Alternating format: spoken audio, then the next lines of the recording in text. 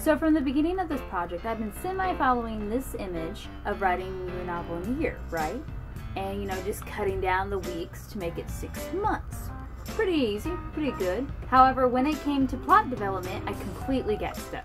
No joke. And this is sadly only step 6, so. But it's alright, it's all good, you know, it's not like I'm completely lost. I just had to tweak it just a little. You know, we'll still go over plot development because it's, of course, very important. But when I was writing Loading Life, I actually did the plot development and the character development and a lot of the development when I was actually writing it. Going by the Novel Factory, you create this ebb and flow in your story with head scenes and tail scenes. I really didn't understand what they were going for until I realized that they were actually talking about scenes and sequels. So back to Deborah Chester and the fantasy fiction formula, and Dwight Swain and the technique of the selling writer, both speak about these scenes and sequels. Now if you go on the Novel Factory's website and you look up the head scenes, those are actually scenes, and the tail scenes, those are the sequels. So, I understand where they're coming from. It's kind of like an animal, you see the head first and then you see the tail. But I'm just going to call them scenes and sequels. That's how I learned it. That's how I'm going to talk about it. If you do have a problem with it, I don't care. No, I'm just kidding. Please don't go. So what exactly is a scene and sequel? Usually we know scenes that are just like little snippets of things. The scene where the woman goes in and then gets killed in the bathroom in Psycho. Oh!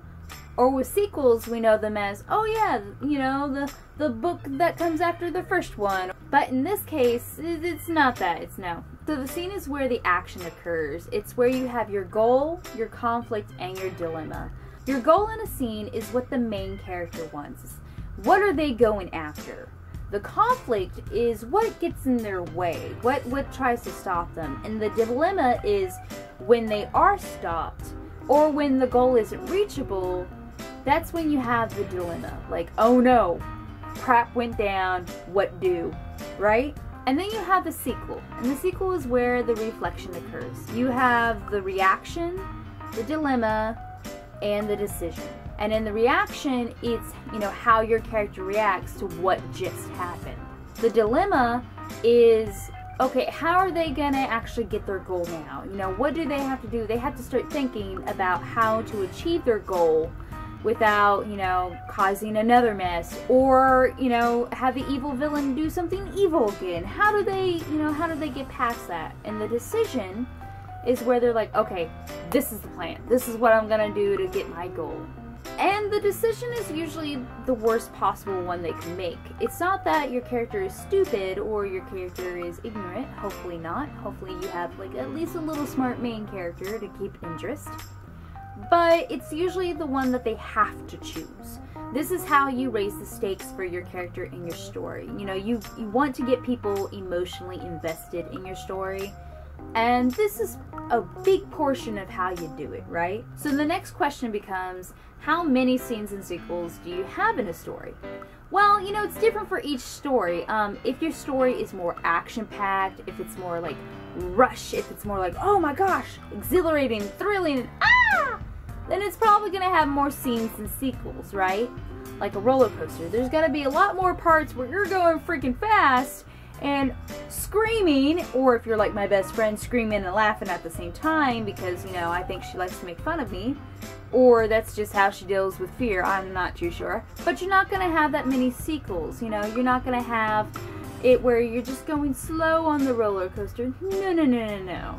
It's going to be fast paced. However, if your story is more reflexive, if it's more slow, it's like the drive away from the amusement park after you've had your fun. It's just very slow. You just want to rest. There's different ways to explain it, but if it's less action, you're going to have a lot more sequels. It's more about the reflection part than it is about anything else. Now imagine these scenes and sequels as waves at a beach, right? As the water goes out and pulls out from the shore, it's the scene.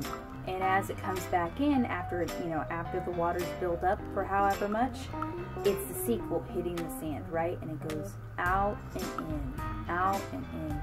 So when you have a higher stakes goal for your character, and the worse the conflict and disaster are in the scene, the more of a reaction your character will have, and along with their dilemma being worse, and the more drastic their decision will have to be in the sequel. For example, if your hero wants to grab the sacred stone and take it and save her country and all that, but the evil villain comes along and kicks her butt and steals the sacred stone, you know, you're not going to have the sequel be, oh, well, I don't know what to do now. Oh, well, no. She's going to be crying. She's going to be like, oh no, my entire country is just going to be destroyed because I don't have the sacred stone. I lost it to this evil villain. And then she's going to go through the process of, how am I going to get it back? What am I going to do? And, you know, if you're a really good writer, you're going to have her do, like, she just can't go home. You know, there's no time for that. No. Don't have her go get help. No, you're going to have the worst case scenario happen where she's like, alright, I'm just going to have to go in the evil villain's lair alone and hopefully trick him into giving me back the stone. But on the other hand, if you have your character and his favorite TV show is coming on in like 5 minutes, and he needs to get the TV remote, and he can't find it anywhere. Oh my god, you know, he may have a little freak out session, especially depending on like what the TV show is and how important it is to him. But he, you know, the entire world isn't going to explode, right? Maybe it is. But the entire world isn't going to explode. No. He's gonna go, oh no, I need to find the remote. It's like, oh crap, it's like 3 minutes now. Ah! And then he's gonna think, okay, what do I do? And then, you know, you're either gonna have him push the buttons on the TV to get to the right channel, or you're gonna have him find the remote. You know, worst case scenario, the TV buttons don't work and he has to find the remote, right? But it's not gonna be as huge as the more action-packed one. You know, it can't. Because if you do make it as huge, you're either going to make your character look crazy, for the most part, a little bit. Look like he freaks out over everything a little. Or, you know, if you have the dull scene come after an action-packed one, you're just going to make your hero look, you know, like, okay, then why should I care if you don't? You know, you have to match it up just perfectly for each character, for each story, for what you're trying to deliver, right? You can't have a big scene without a big sequel. And you can't have a small scene without a small sequel. Yes, you can have them both in your novel, but you need to figure out what to place with what, right? And it does get pretty easy. It's pretty straightforward. When you're actually writing, though, it's like, okay, what would be the worst case scenario? You know, you have to think through these things. And that's why it's easier for me to think through them after I've written a few things. Or, you know, it usually comes after I've written the first draft, and I go back and I'm like, oh, well, that was kind of crap. You know, let's mark this out, and let's make this scene da-da-da-da-da. You know, it's weird, but that's how I do it. Some people do it my way, too. Alright? It's not just me. I'm not just the only weird one. I hope.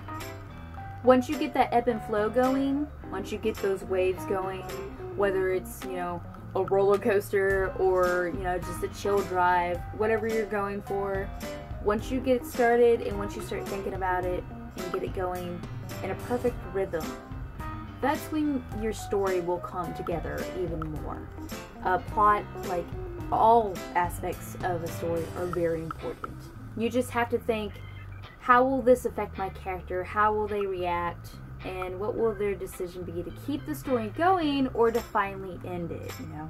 And it's better for you to plot with scenes and sequels, or head scenes and tail scenes, than it is to just randomly write. My first draft of Loading Life, that's kind of what I did. I was in the process of reading the fantasy fiction formula. But once I got done reading the book, and once I got done with writing my first draft, I realized, oh, well, that's why my story sucked so bad. It doesn't suck now, though. Go buy it. No, I'm just kidding. So that's basically plot, and in my story, it's developing a really good, you know, it's still the first draft. Kai and Lavanya, I'm still exploring them. It kind of goes also into character development, which is what I'll be talking about next week. And Sadiq is becoming a very worse evil villain, which worse as in, you know, bad as in good, right? So I can't wait. I'm very excited. I can't tell you too much about the plot. I don't want to ruin it for people. Even though this kind of like why I'm doing this miniseries. It's like, oh yes, you should totally see this book. Woohoo. But yeah. I'm gonna try to think of a way to tell you guys more about everything without spoiling anything. Or without like raising your hopes up for something that's never gonna come. Because, you know, some things will get deleted from the first draft. And I just know this because that's what happens in every draft. That's what happens with every author. You don't just keep all the stuff you have in the beginning. No one writes that well. You know, it's a process for me, and it's a process for you if you're writing, so be prepared. So next week I'll be talking about character development, and I hope you all like it. So yeah, see you later, alligators. Bye!